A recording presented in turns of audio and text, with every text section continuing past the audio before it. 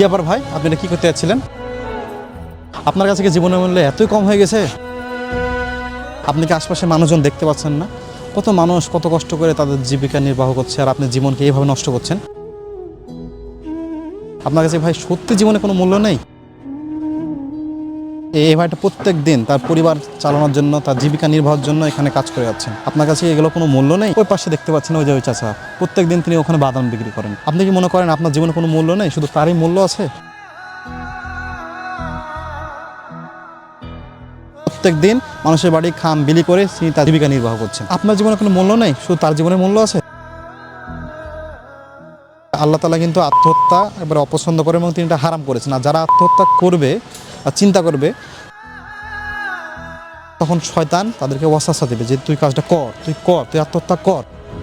এবং সেই ব্যক্তিরা কিন্তু কখনোই জান্নাতে যেতে পারবে না। এমনকি আমাদের নবী, প্রিয় নবী হযরত মুহাম্মদ সাল্লাল্লাহু আলাইহি ওয়াসাল্লাম বলেছেন, যারা আত্মহত্যা করবে তাদের জানাজাতে তিনি যেতেন না এবং জানাজা পড়তেও আর কি নিরুৎসাহিত করেছেন। কেন এরকম করছিলেন ভাই, একটু বলবেন আমাকে? আপনার জীবনের কি আসলেই কোনো মূল্য নেই?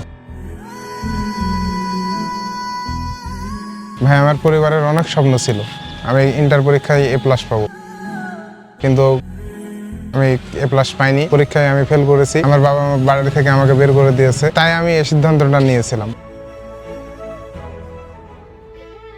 একটা প্রবাদ আছে, আপনি কি জানেন? A piece of paper can not decide your future. একটা পেপার কখনো আপনার ফিউচার নির্ধারণ করতে পারে না। তাই আশা করি আপনি ভবিষ্যতে এই সকল যে খারাপ কাজগুলো থেকে আপনি বিরত থাকবেন।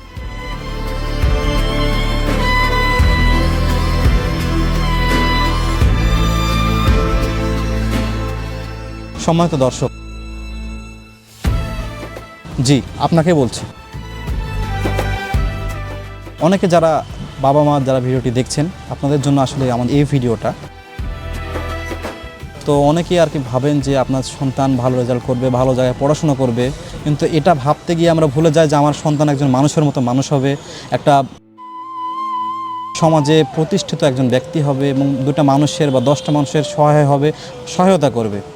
তাই আমরা এদিকে না ছুটি যে আমার সন্তানকে বুয়েটে পড়াতে হবে, ডুয়েটে পড়াতে হবে, মেডিকেলে পড়াতে হবে। আপনারা চেষ্টা করেন তাকে যেন মানুষের মতো মানুষ বানানো যায় এবং সমাজে তার দ্বারা যেন আরও 10টা মানুষ সহায়তা পায়।